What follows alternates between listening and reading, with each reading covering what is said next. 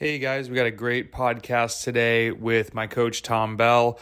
We were planning to catch up about the How to Skate paper from Nils Van Der Poel. I was curious on some of his thoughts and we were just going to chop it up a little bit. And so I said, hey, let's just record a podcast. And we were catching up first on, I had the state TT, which ended up being my first race of the year, which is pretty funny to have the state championship time trial to kick things off, and because I don't have a time trial bike, it was actually a Merckx race.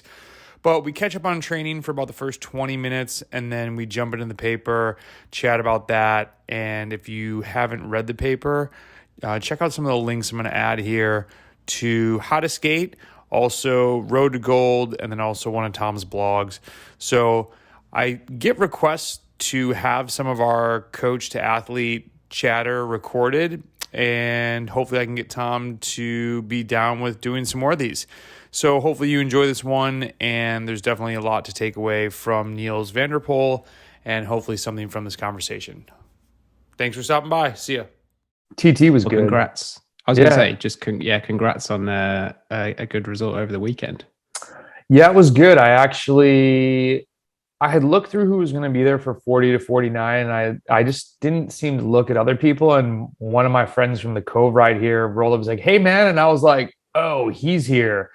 This guy, Chris, he's really fast. He's extremely fast. So I immediately got out of the car, was like, oh, damn. Okay. And I knew another guy, the guy who came in second to me by like 15 seconds. I knew he was really fast. And I started a couple minutes before him. So I saw him on my way back and I was like, damn, he looks way more aero than me. And so I was like, oh, this is going to be close. And new positions seem good. I'm actually very curious to hear your thoughts on that saddle height.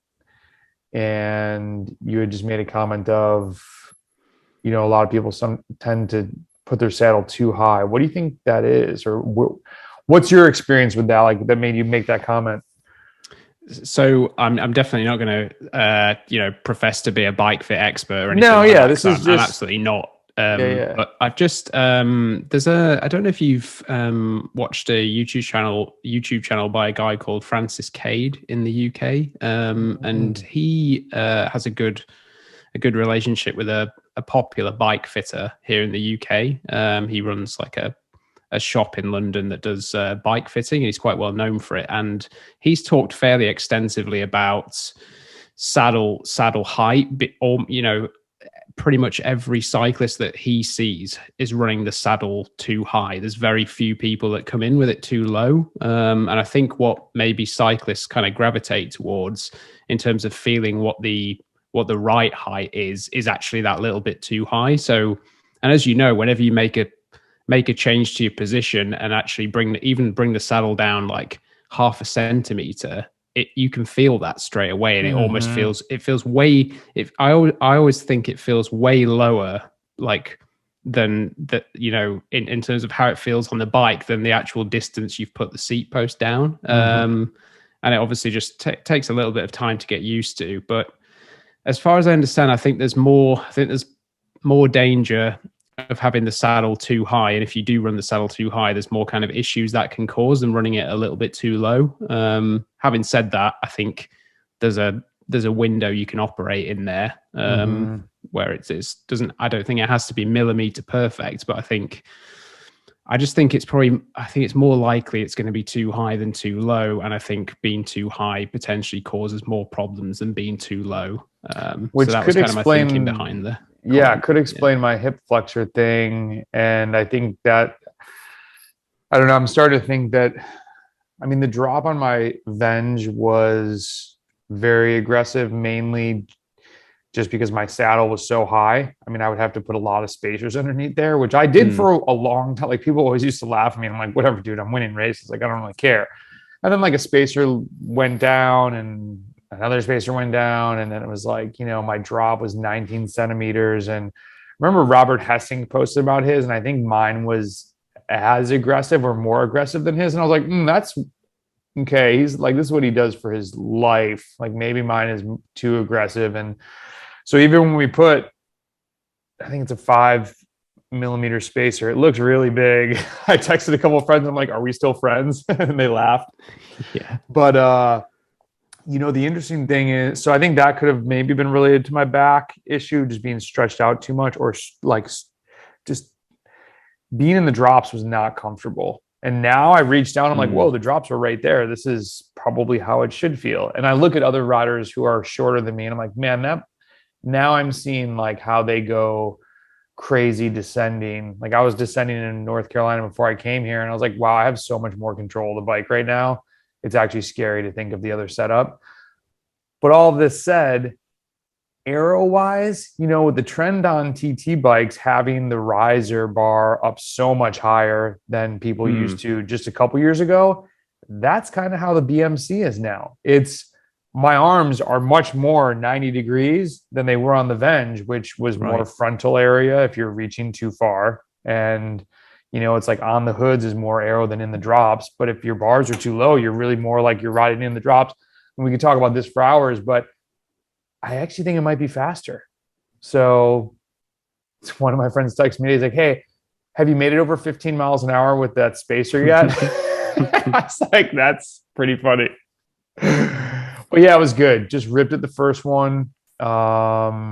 Second one, I got a little shook by the TT bikes. Like I could see a guy coming, and I was like, I'm like, just don't even pay attention to them. Like I'm not going to beat them. Rode over 400, and that one was 20. So the first one was 20K. Second one was 24.5K. Surprisingly, it felt longer because the way out was all headwind. And so it was like 18 minutes out, which just when you're in TT mode seems like so much longer than 16 minutes. Like you get to 10 minutes, like, oh, 6 more minutes, I'm there. And then turn around, you're flying back. 18 minutes was more of like a little bit of a slog. It's funny how those little micro changes can mess with you. But power-wise, rode well, came in fourth. And then the last one, I wasn't even sure if I'd have any gas left. Drank a Red Bull and a lot of lactigo. And actually, there was only 3 of us. So, which is funny. Somebody said, yeah, people probably saw you sign up and didn't come. And I said, well, did they know I was on a road bike? So got third. These 2 other guys were time trialists for sure. I tried to keep I was in the middle of them. I tried to keep the one guy at bay for as long as possible, but he caught me before the turnaround. And still a good ride, still fun to go out and, I was curious how the last one would go. To be over 400 for that for 30 whatever minutes, I was really pleased with that and felt good. And I don't think any knock on wood like issues with my back or hip, and so I think the new bike will be good. You didn't feel any hip or back issues sort of during any of the efforts then? No, like if anything, it's more when I'm going like slow, like you're just tired. I think this might just be also fatigue. Like you're just hammering and it's hour 4. Yeah. It's like, okay, body's a little banged up.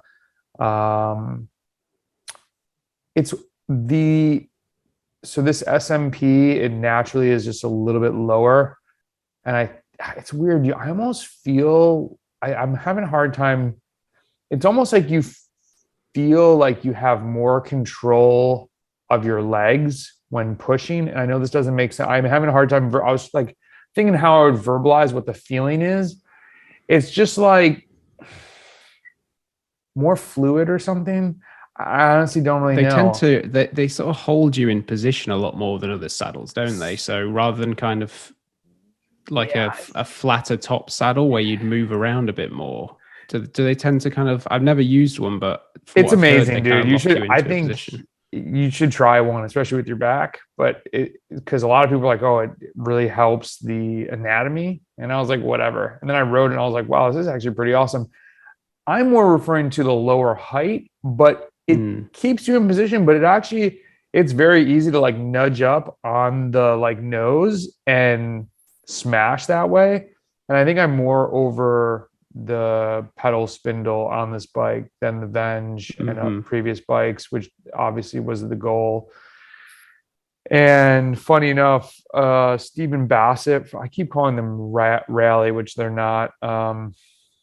Human Powered Health, or the Domestic Pro team from here. Yeah. We've been chatting, and he's a big SMP fan, and we had talked about the saddle before I got it, and he was like, FYI, -6 is the new like go-to setup. And ironically enough, that's the least negative degree I can get it to on this bike. So like, that's perfect, because that's what I'm going to try it out at. It feels really good.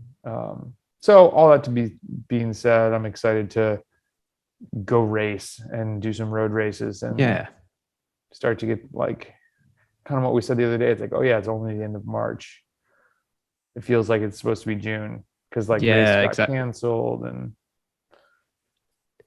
anyways, it feels a lot further. I don't know why, but it feels a lot further into the year than it actually is. It's sometimes, you know, seasons haven't even started really at this point. You know, we're sort of barely into spring really. Spring classics are still on the pro scene, so it's early in the year. It just doesn't feel like it. I mean, last year I didn't race until May. So this year we had the one race canceled because of snow. The first race I skipped because it was supposed to be 40 and raining and just far. And the other race, my bike broke. So here I am, like, I missed 3 races. And yeah, the spring classics are on. So I'm thinking like race. And then I talked to other people like, it's 20 degrees here. What are you talking about? Well, you haven't missed anything. I looked back. I'm like, yeah, I guess I really haven't. Usually when I was in upstate New York, the first race was the second weekend of April, Tour of Bat and Kill.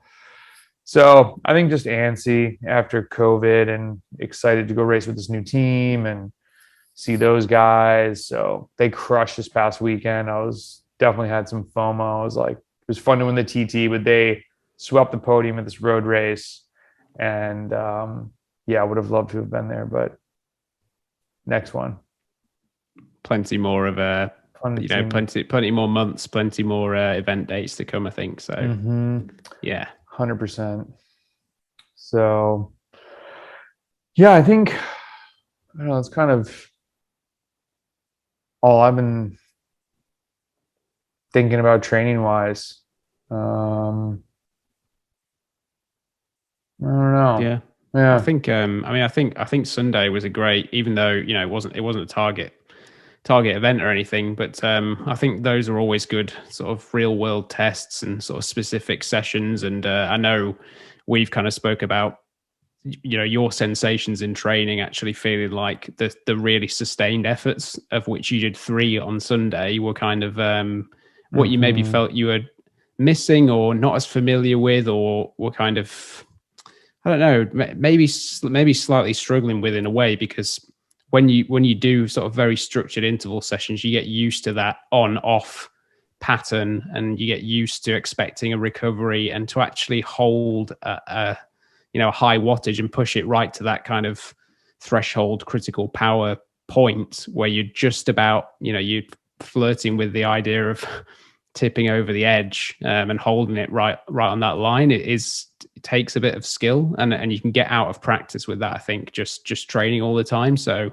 I think those kind of events are really, really good for that. And I think racing, any kind of racing or competitive event, always tells you a bit more, you know, about your performance and where you're at right then and there, more so than you can kind of get from training. I feel like being pushed by other people. So I suppose group rides and other TTs and events like that are good to be pushed by other people, just to get that extra percentage point out. No doubt. There's no way I would have been able to go that hard, because the first one I think I averaged high 420s, and so it was 26 minutes, which from the KOMs that I was going for in Blowing Rock were like, you know, 7 minutes shorter than that. And I was pushing a few more watts last year, but that was like last summer. That's the other thing too. It's like, the other day I was getting a little frustrated. Like, man, I cannot hold 420 right now for like more than 10 minutes. I'm like, dude, it's March. It's okay. Like, take a deep breath. And I was like comparing myself versus when I was there in June and like getting ready for nationals. Yeah.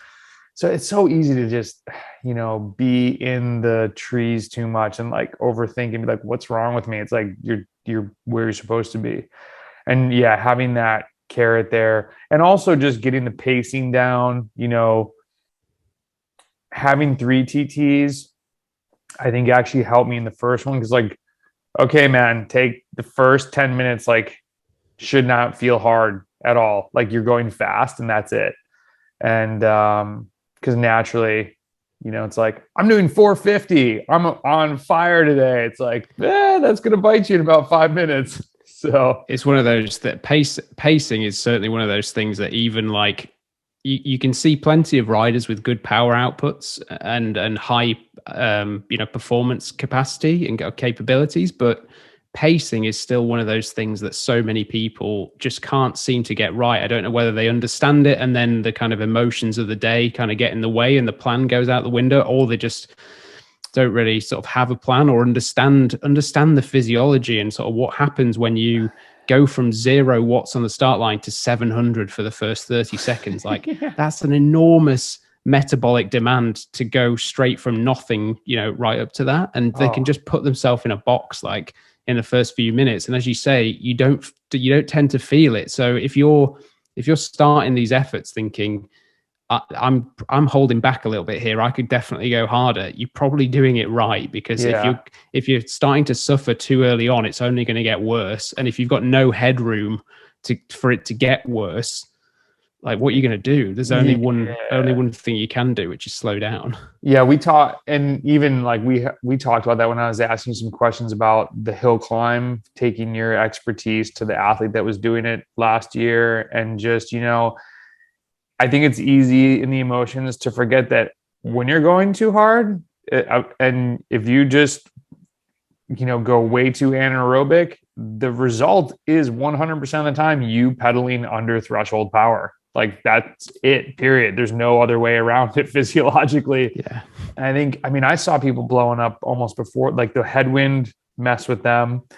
I definitely saw some people like losing gas with 3 miles to go. And I'm like, man, this is when I'm going 480, like just flying through it feels good when the people are like, yo, when you pass the finish line, like slow down, you're about to enter like a mass group of people. And I'm like, dude, I'm slowing down, but I'm ripping through this thing. So that felt good. The pacing was good. And I think really more using that event I think you can extrapolate like, okay, if I did 90 minutes at threshold, and this is actually almost a good segue to this guy's article that we're going to talk about. I'm doing 90 minutes at threshold, and the last one is, I think I'd ridden for almost 3 hours, maybe, or 2.5 hours before that. Like that bodes well for amateur bike racing, because that's the type of moves that I make at the end, and just being able to ride hard at the end of a race. So, man, just pumped, and we can chat. Kind of where to go from here. Really, there's a couple crits in May. I'm being patient panda. Just really the road race. I didn't tell you, I forgot about this. Last week, I want to say it's not in Florida again. It's in Virginia. So hilly. It could be too hilly that I'll be working for a teammate, or it could be hilly that could be very good for a break, which would be primo. So we're all anxiously awaiting the course, but it'll be a very different race than last year. So that's awesome. And if it's like blowing rock terrain, it'll be sick. Look forward to seeing the course and hearing what you think about it. Yeah. So we've got April, May, June, 3 months till that. And then most likely same course for Masters, Nats. Yeah, it's kind of funny when there's 2 goals, but it also makes it less stressful. Yeah, it does. I think it's nice to have more. I think you can just get too hung up and too stressed about one single thing, that makes or breaks the season. So just talked to a guy who'd reached out to me who's trying to get his Cat 1 here in the US because he would have a spot at US Pro because of the team he's on, and be able to do Joe Martin Pro. And I was like, listen, man, don't even worry about the points. If you forget, like if you miss it, the worst that happens is, guess what? Those races are most likely going to be here next year. Granted, I'm cautious in saying that because things like COVID happen, but like there are going to be big races for you to do. The best way for you to get it is stop stressing out about the upgrade points and just go race, because he keeps missing the right break and he's like kicking himself, and he starts talking. Well, these are good segues to this paper. The mental side of things, he's like, man, I've had some quiet drives home. Like you get 7th, you don't get any upgrade points. You drive home 5 hours. And I was like, yeah, man, that's part of this. This is where I see athletes fold. I would drive 6 hours in the UK, like that's maybe across the country, drive 6 hours to a race. That goes quite far in the UK. Get 8th place, get no upgrade points, drive 4 hours to the next race, get 13th, get no upgrade points. You drive home Sunday night. And I'm thinking, what am I doing? I was 27 and just scratching my head, and your friends have just, gone out, had a great weekend. They're going to these parties, and it's like, it can be easy to lose focus of the goal when you're getting your face kicked in a couple times. And that's part of learning though. So I think he's kind of going through that, and the less stress you have towards these events, the better athletes do. It's just, that's almost part of the race. How do you calm yourself down and get out of your head? I'll be excited. And just like almost being eternally optimistic, and almost sometimes just being like willfully optimistic and just almost unrealistic, and just being like, okay, you have a period of being really disappointed by the result, but then you've got to fairly quickly turn that into motivation and say, okay, like this is a chance to be better at the next one. Because I think if you're just doing it for the results as well, it's pretty demoralizing as you're sort of riding that improvement curve, because as you say, you just pretty much get beaten all the time, and it's just a case of getting beaten less until you start seeing some results. And I think a lot of people like quit kind of right at that like apex as well. Like they get a long way through the process and almost get to the point right before where they're about to break through and actually have a bit of an inflection point. And a lot of people just don't quite ride it far enough to see that, which is quite disappointing. But it's hard to see 16th as a win, but it is when you were 30th the 4 weeks before. And I just think, maybe with road racing, sometimes the lack of big events. I mean, I was definitely shocked when I was big fish in little town, and then I would go to a race of 90 guys and get 70th. And I was like, oh, wow, this is really different. Like, who are all these people? Like, okay, here we go. And you just got to keep going. So let's talk about this paper. And this is really why, for people listening, I asked Tom if we could record a quick little podcast, because I'm sure most cyclists have seen the How to Skate PDF that Nils Van Der Poel put out maybe a month ago or so. We're recording this on April 5th, 2022. Yeah. So I messaged Tom, who, in my eyes, Tom is you think about training a lot in a physiological but also very practical way, which is one reason why I think we get along well in some conversations. And I was curious, Stephen Bassett actually sent this over and he's like, did you see this? And I was like, we're not riding enough. And we're both very pro volume and have seen positive effects in different athletes, and I've seen it in myself over the past 5 years of trying to ride more. But I just asked Tom, like, hey, have you read this thing? He's like, oh yeah, I've written some notes down, definitely have some thoughts. I said, well, let's just record a podcast and chat about it. So kind of wanted to just open it up to wherever you want to take this to start, or maybe like how did you just see this on the internet and read it? And like, what were your initial thoughts and takes from it?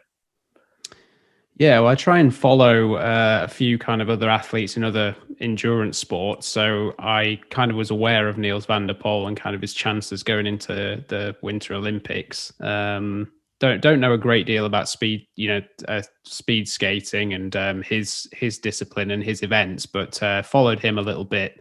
And then, yes, I saw this kind of manifesto, or what people are calling is not his manifesto, because I don't think he wants it to be seen as a manifesto of sorts, but it's his thoughts on training and obviously what he's the approach he took. And I think it's always interesting to see the insights into someone who wins an Olympic gold, or is that sort of caliber of athlete, but also just to kind of get, I suppose, like a human kind of, just to see them more as humans like everyone else, and hear kind of his, nuanced thoughts about why he made some of the decisions he did in terms of his training approach, but also just the little mundane day-to-day struggles that every athlete faces, whether they're like an amateur or a potential, Olympic medalist. So I think that was the most interesting thing. You open it up and it's kind of like a 90-page document, and at first you're kind of a bit like overwhelmed, but there's really kind of 25-ish pages of him just talking almost off the top of his head about what he did and why he did it, basically. And it also looks as if this was written in like on the first computer or typewriter. Like he just typed it up and put, like, at least the version I got, the PDF is like Arial font, and like that's it. And it was very like, there's a quote to start it off, a few like blank pages. I'm like, is this a joke? Like, what is this? I agree with you 100%. I enjoy about, things that he talked about, like creating the environment to be an athlete, and things about what he felt like he was missing, or how is it to live a normal life when you're maybe a little obsessed with this sport and it becomes your identity, which I think is something that anyone, even down to the amateur level, people that are trying to work a 9-to-5 job and they love this sport, and maybe they also have a partner in life that doesn't understand their obsession with this and wanting to train and go to events, and it can be a lot to balance and juggle. And so I think having someone who's at the top of the sport talk about that, like, just like you said, his humanity makes it feel okay to struggle with that a little bit. And the balance is, sometimes things come toppling down. It's just like, you can't do everything. So to hear him have those discussions, it's not like he's just cakewalking through training and everything's roses every day, which is what we can easily see when we're looking at, pro athletes. Like, God, they have it so easy. All they're doing is training. It's like, well, they're human. There's the mental side of things that can really catch up with you. So that was, there were some good points in there. I think what was really interesting about his approach was he literally made it like a full-time job. So he said, I'm going to train hard Monday to Friday, and then I'm going to live like a normal person over the weekend so that I can, join in with everyone else that's not living this kind of weird life that I'm living as a professional athlete. So he, I think he really made his training count when he was doing it. And that was his focus throughout the typical working week. And then he just, enjoyed himself more on the weekend. And like he said, sometimes if he did something Sunday, that would sometimes mean, Monday would be a little bit lighter. And, he really prioritized that Saturday and Sunday, just doing kind of normal things. Would you ever have anyone who hasn't read it? Sorry, I didn't mean to cut you off there. No probs. Would you ever have anybody do a 5-2? So for people that have not read this, you should look through it. It's 20 pages. You can get through it in less than half an hour if you want to go quickly. But 5 days on, 2 days full rest. What do you think about that? I thought it was interesting. I mean, I think he did such a high training load, especially, insane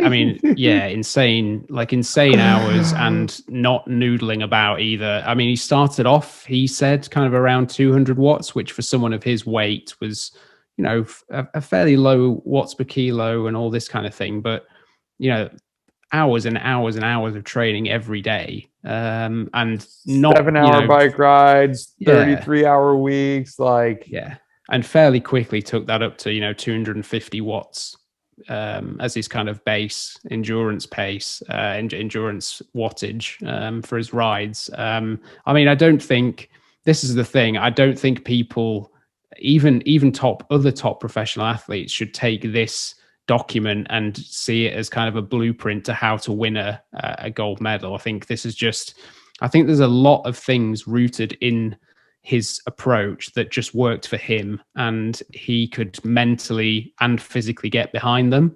There's that kind of volume and those kind of hours would break a lot of other professional athletes, and it's not necessarily that the more volume, the better. For someone else, a lower volume approach, maybe with a bit more of a mix of intensities throughout the year, might have worked better for them. It's just, he's obviously found something that physically worked for him so that he could do lots of training day after day for months and months and months. And part of that is just mentally getting behind it as well and figuring out the best kind of structure to the training that you enjoy the most. Because if you enjoy it, the most enjoyable way of organizing things is going to be the one that you can do consistently over months and months. And I think that's what really counts, is training for long periods of time at a high quality without needing lots and lots of breaks, whether that's from injury or from motivational dips or whatever. So if someone he has I'm really excited to hear your thoughts on his different seasons that I'll very quickly touch on for someone that hasn't read this yet. So he had 4 phases where he called aerobic, threshold, specific training, and then aerobic 2.0. The first one, aerobic, he was focusing on hours. It's the biggest goal, 33-hour weeks. He even mentioned he was drinking alcohol during that period. And so it's like, just get the time on the bike. He was doing some big 7-hour bike rides. When he went to the threshold season, he lowered it to 25 hours during the week. And his sessions were either between 80 to 120 minutes of threshold. Now, people have definitely, since we've worked together, I truly believe in the over-unders as another really great tool for improving an athlete's FTP. This guy's riding sustained power, and I'm curious to hear your thoughts. The big thing that he did not highlight much of, but does mention, during this period, he claims he lost 25% of his anaerobic capacity. So, like, fair warning to people, doing one thing over and over, I definitely have never agreed with. I will say I was really more of a constant power threshold type rider in training. And I think because I felt like, similar to these TTs, I'm saying, hey, it's kind of specific to how I race. I don't really believe that anymore. I think there's a place for it. But when you saw the threshold session or the phase, like, what's your thoughts on that? I mean, I think it's great that he believed in his plan, but wow, that is the same thing over and over and over and over again.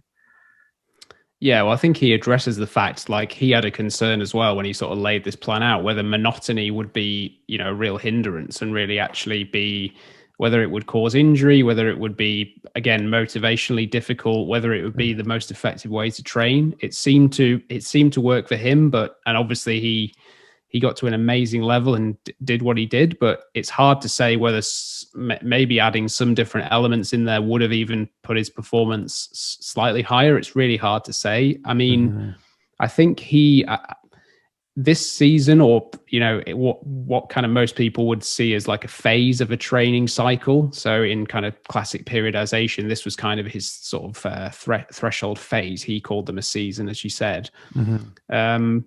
There's a big question there as to whether he was truly at threshold, because that's a huge amount of time per session and over the course of a week that he's supposedly spending at his threshold. I seem to remember from the article that he was using 4 millimolar blood lactate as a marker of threshold, where that's just a fixed level. It's by no means indicative of his true threshold. Certainly that, based on the volumes he was doing, I'm sure he was below kind of critical power. Just by definition, you just wouldn't be able to really do that kind of volume at that level. So I think someone like that producing that amount of wattage, throughout those constant threshold efforts, will have been producing a hell of a lot of lactate. We've got to remember that when you read 4 millimole, you're measuring blood lactate you're measuring lactate accumulation, not production. It's the net result of production and clearance or elimination. So his sort of aerobic season or phase will have built up an amazing ability for his slow twitch fibers to uptake the lactate that's being produced. So he's producing a lot of lactate, but he's also got a really good ability to clear it. So I'm sure that 4 millimole was below his threshold in whatever way you want to kind of classify threshold, whether that was FTP, whether it was lactate threshold or critical power, just to do that amount of work. So, but still, that's not to take away the fact that he did insane volumes of that kind of intensity. I would say my guess would be that he was at like a low threshold, because he gives the watts. 410 was his highest, or 408. In Olympian, he's 80 kgs. I mean, his threshold's probably 460, so obviously something very high, 450 at least. So yeah, I'm curious what the exact definition is, because when I first saw the time at above 400, I'm like, whoa. And I'm like, okay, how big is this guy? He's an Olympian. Granted, he's not a cyclist, but it probably translates pretty well. Yeah, it's just an incredible workload. And it is interesting, he makes the comment later on when he's talking about this monotony of familiarity. Because he became familiar with these efforts, he didn't have stress going to bed thinking of the next day's session, which I think is good.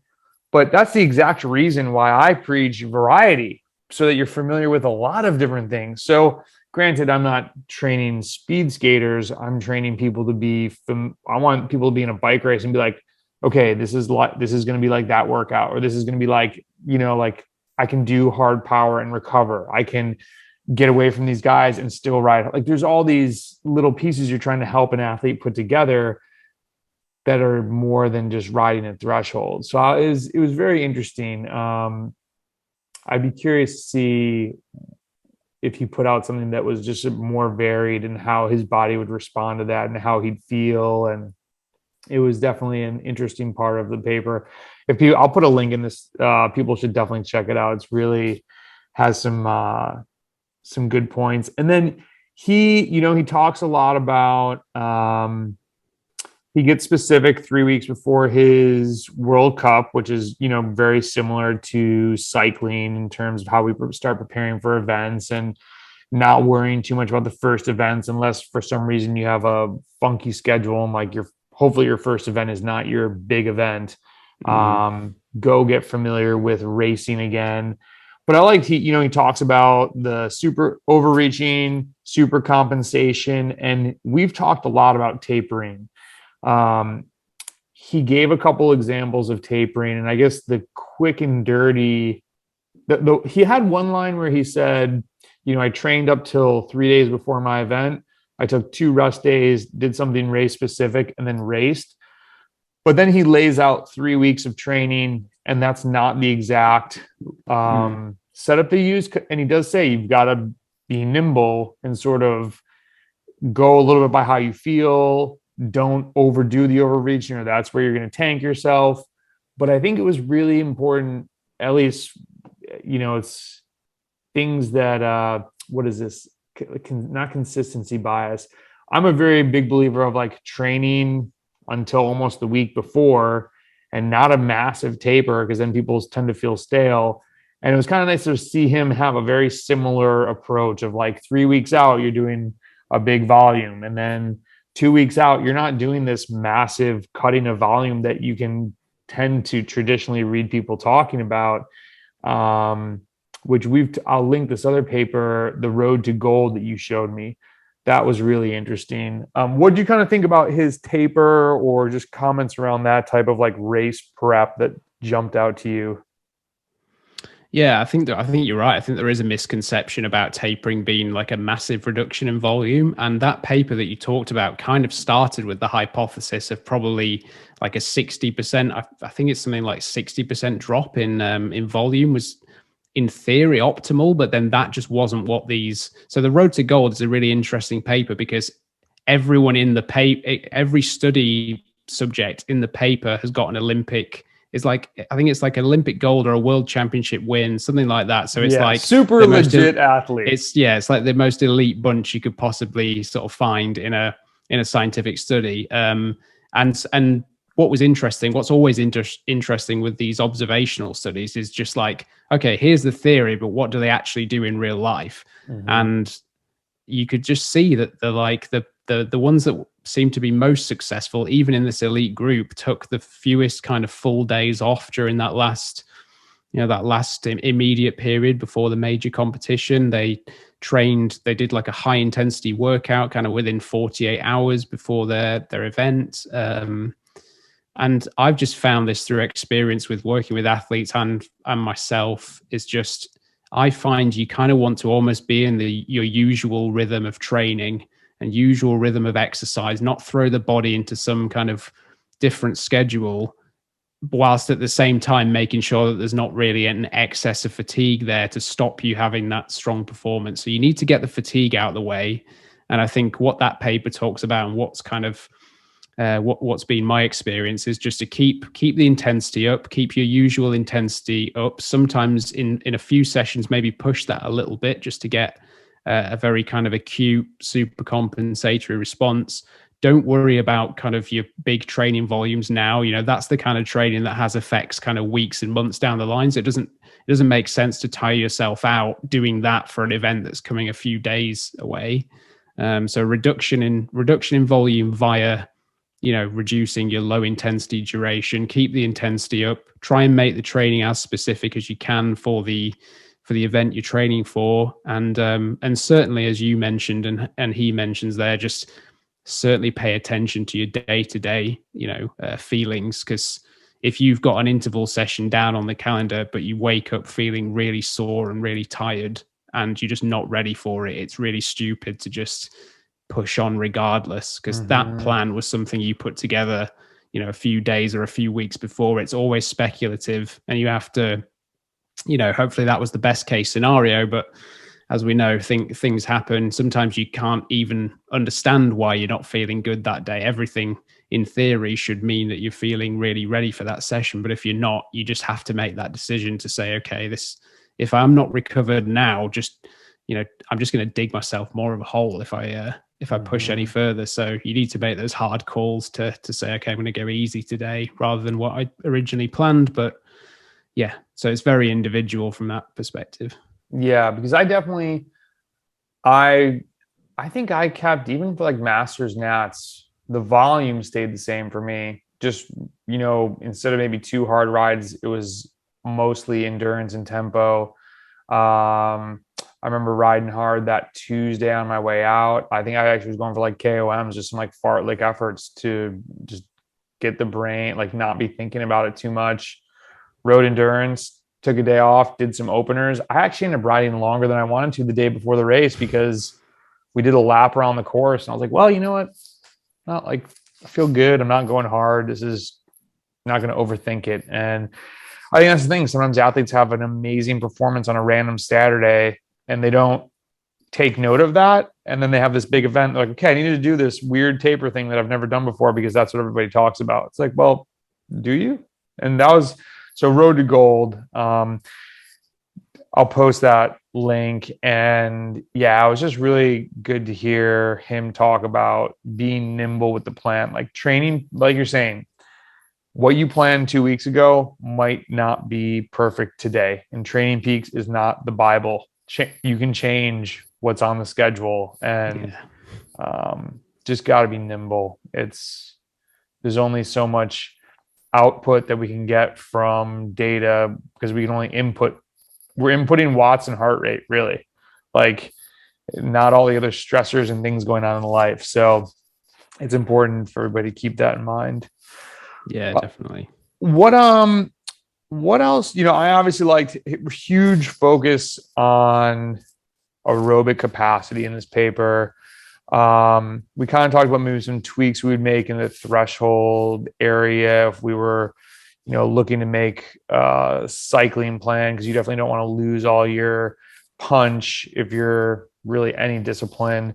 What else kind of stuck out to you in this you found interesting?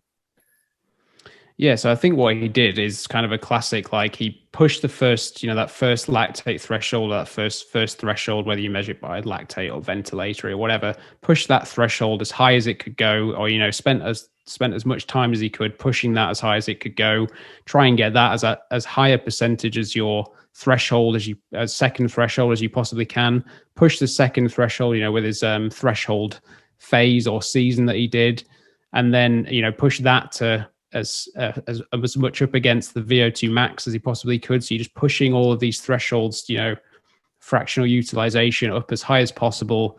And then once that kind of aerobic strength was built to its maximum, you just added the specificity and the high intensity abilities on top of that. And as we know, the more you focus on,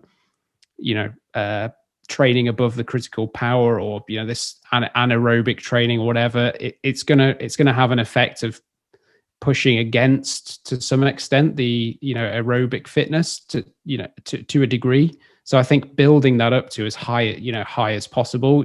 You, as we know, you can't really have too much aerobic fitness. So build that up to as higher level as possible, and then stack the specificity and the high intensity on top of that, and then compete. And that's kind of what he did. I read quite a few things about, talking about Nils Van Der Poel's training in the context of like polarized training, or more of like a pyramidal kind of approach. I think some people misinterpreted kind of his preparation and said, oh, it wasn't polarized, it wasn't even pyramidal. He focused, a whole phase or a season on threshold work, which, if you understand polarized training in a certain way, you might think that's something to be avoided. But actually, the majority of his training was still low intensity. He then put loads of work into building that second threshold up. And then he spent a fairly long period of time in some really intense sessions working on his higher intensity abilities. So I don't think it was, maybe the way it was laid out and the way it was so sort of monotonous, or so sort of single focus in each phase, was quite different, as you rightly said, to sort of other people's way of training, where they're maybe working on a few things at once, just in different proportions. But yeah, I think it was actually, in the way he built up these capacities, was actually quite by the book. And his periodization approach, even though it seems a little bit different, in a lot of ways, it's sort of fairly classical. How often, this is actually kind of a time of year where I have a few people that are like, man, endurance just seems so easy. And I'm like, oh, you're getting their follow-up question is, maybe my FTP is higher. And that's where I'm like, well, LT1 is probably pushing up a little bit higher. Like that high endurance is kind of starting to feel like maybe middle endurance-ish.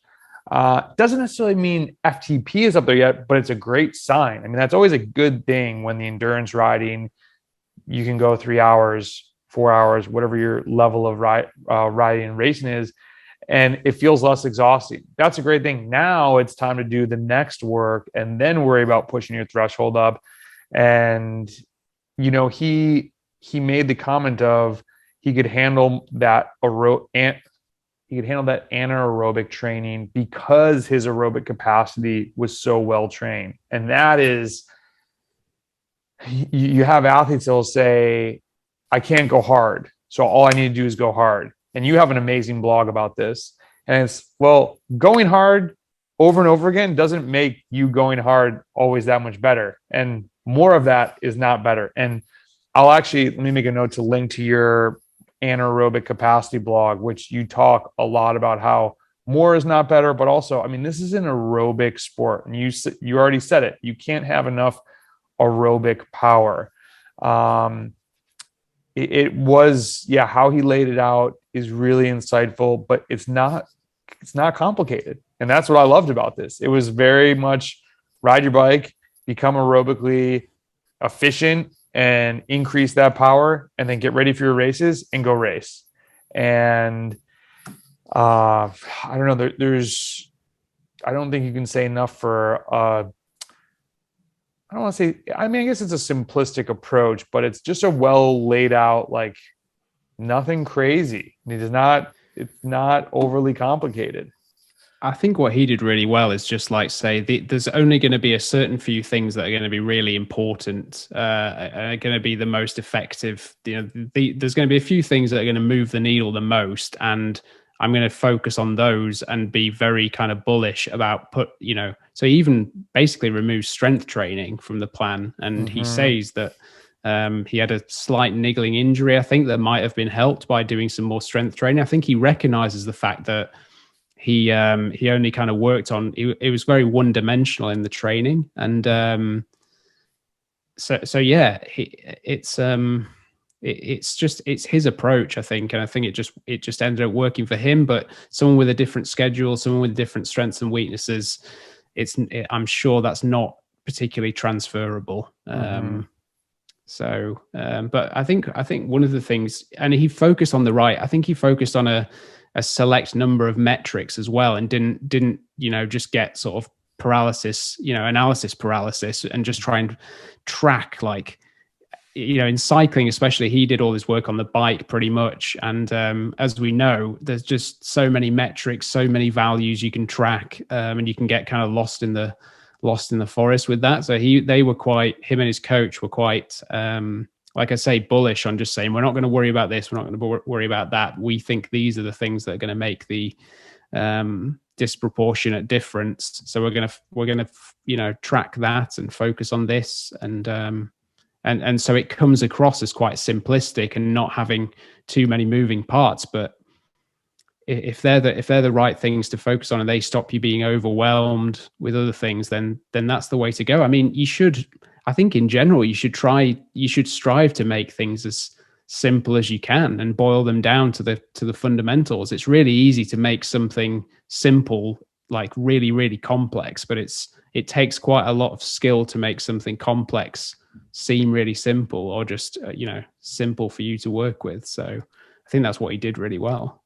Well said. I mean, there's no magic interval. There's no crazy one workout. There's no, like, it's just being consistent, having a plan that you can track. And yeah, it's a really good recipe. I think the last thing that I liked that he talked about, his relationship with his coach. And I think a good message, this more is for the self-coached athletes, in that, a coach's job is to ease the burden of the athlete. And you never say, like, oh, are you not trying hard enough on these intervals? Like, if somebody, I had an athlete that we were doing some micro bursts, and it was where they're going full gas recovery, full gas. So, like, the power is going to decline as the intervals go on. And they were, like, pretty steady across. And so I was like, maybe they misunderstood the directions and were, like, aiming for an arbitrary number. So I was like, hey, I just did some investigating, like, hey, how do you feel? What was your RPE on this? And then just said, hey, were you going full gas? And they just were like, it was a day that they shouldn't have done this workout. They're like, man, I just had a long day at work. I just wasn't, like, really I wasn't all the way in it. And you never say, so the message that I want to send to the self-coached athlete is, like, people see a workout, they decide they've got to go do it, they underperform, then they're like, why am I not good? I suck at this. And they start beating themselves up. Have some compassion towards yourself on these days, and just investigate a little bit. Be an investor. If you don't have a coach doing it for you, or I've been trying to promote, like, get a training buddy, train with a friend, in terms of, like, look each other's files over, make recommendations to each other. If you don't have the money to pay somebody, get a buddy, and then, be that investigative reporter on their training. Hey, how are you feeling? What's going on? And do the same thing to yourself, because it's really easy to show some compassion or some good feelings towards someone else's training. But when we look at our own, we're like, why am I not performing? I got to do more. Really good point. I'm screwing up. And you can so easily beat yourself up. I mean, I think we all have bad days. So, we kind of started the conversation off with, I forget what effort I did. And I was like, man, I just do not have it right now. Like, I cannot hold these watts. And I knew that it's not like, okay, you've been training the wrong things, or you've lost all shit. Like, something's just or you've been slacking off. Yeah, exactly. And so I think it's good, just have somebody that you can have conversations with, because most cyclists are not married to or dating someone else that gives a crap about their power data. So you're not probably chatting about this at dinner, but just be able to talk to somebody about this. Get a friend that kind of follows what you're doing, and be like, okay. And, because then once you talk about things, they just seem clear. I think it forces you to see the big picture. You're like, oh, actually, I was killing it a week and a half ago. Maybe I'm a little tired. Maybe this work stress is killing. Like, there's just so many things that go into it. And I thought that was really what you had brought up. He just had a lot of like soft skills that he talked about in this paper that are so important. And that's, I get asked all the time, dude, why do you have a coach? You coach all these people. Why do you have a coach? I'm like, because I want somebody to talk to about this. Like, and I want somebody who knows what I'm doing. Sure, I can call, one of my buddies and we can talk about it. But if they don't know what I've been doing, they don't know where I'm going. And having someone that follows along, it just makes the narration of your training story that much clearer. And the clearer it is, the better insights you're going to get, the more you're going to learn about yourself, the farther you're going to be able to push yourself. You can, I think, more easily tell then when you're going to like maybe push a little too far. And, I think we've said it a million times to each other. It's like, okay, maybe a little bit less, maybe just a little bit less this time. It's like, okay, yeah, that's a good idea. So I think that's go ahead. I think pretty much every athlete, that's certainly those that are working with a coach, but a lot of people that are athletes because they're like type A personalities and they push themselves. There's, you can sometimes be coaching people who are lacking motivation, and that's a real problem because it can't come from a coach. It has to come from within the athlete, and you can't want them to succeed more than them. So that's a problem. But in the vast majority of cases, people are very motivated, very sort of willing to push themselves. And I think you're totally right that it's quite easy to give compassion or be compassionate towards someone else, but then just not reflect the same sort of feeling back on yourself. And people can be really harsh with themselves and start to think like, oh, I'm slacking off, or this is kind of a loser's mindset here, I'm giving up. But the more you can be in touch with that, the more you start to know, okay, maybe there are a few times where you have to just like, flick a switch in your head and say, okay, I'm like unfocused at the moment. I am actually feeling good today, but my mind's elsewhere. I actually need to pull it back in and do this session because I'm in a good place to do it. In other cases, though, you need to know when you're really not. The reason you're not doing so well in this particular session is not because you're not pushing yourself and you're not disciplined enough or whatever. It's you're simply not. Your body biochemically is not ready to do that, and you need to.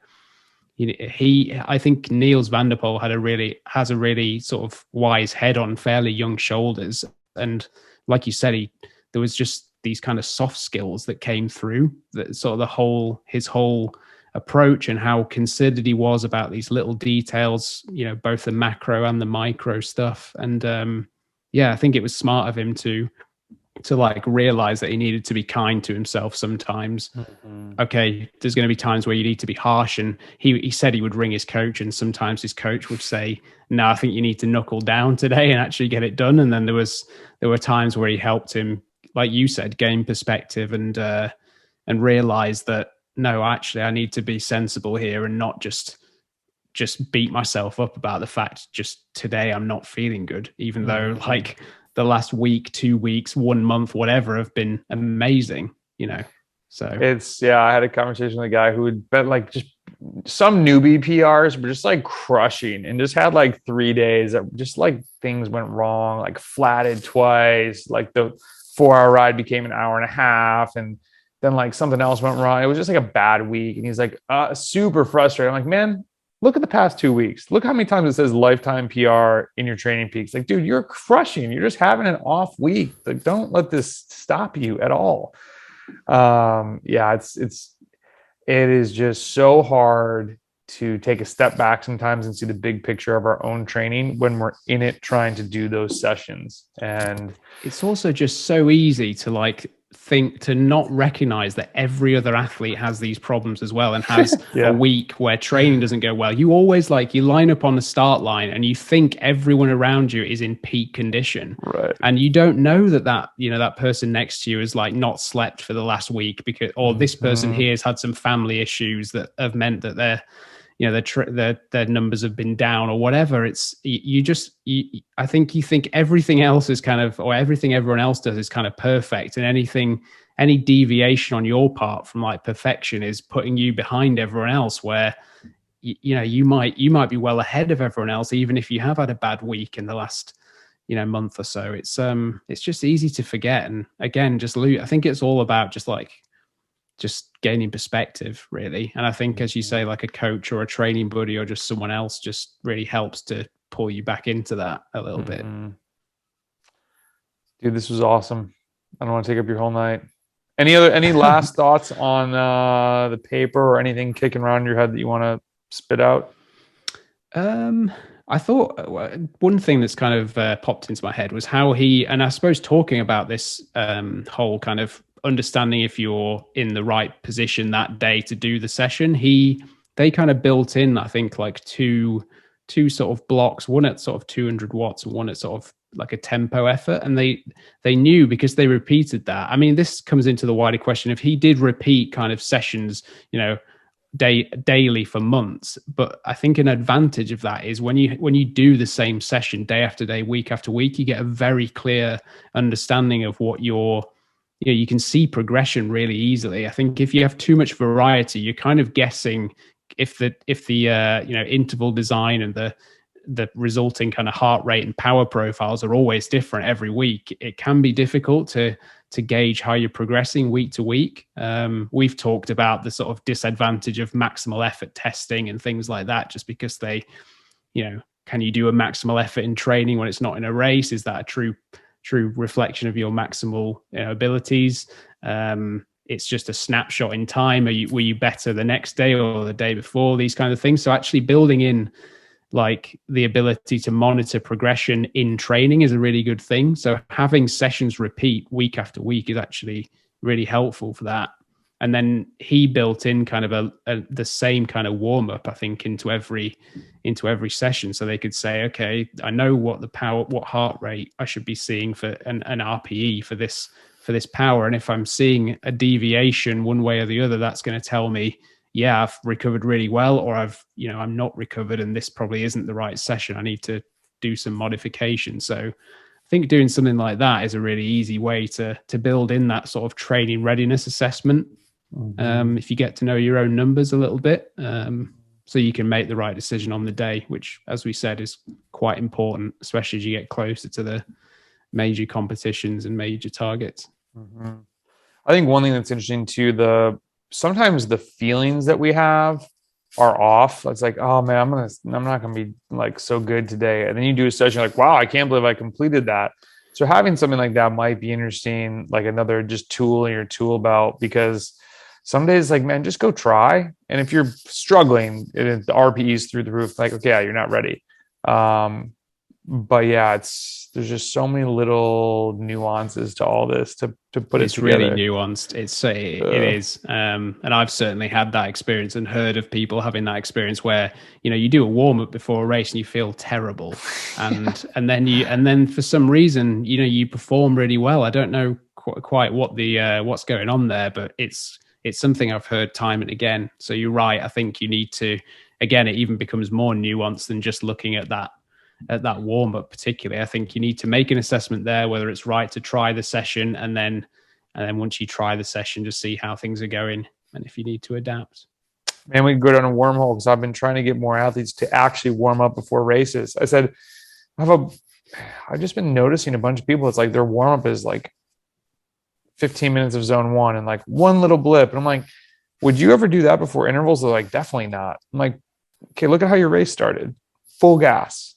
Do you feel like your body was ready for that? And like, oh, maybe I should do a warm up. But I was talking with my friend and I sometimes get monk-like before a race. I'm like, oh, you guys are going to go do like this dilly-dally dawdling thing? Okay, I'm going to go get ready for this race that we just trained the past months, years for. Like, we won't go down that wormhole, but yeah, we could talk about that for hours, I think. Man, it's always good chatting. Appreciate you doing this. And I will cut it here.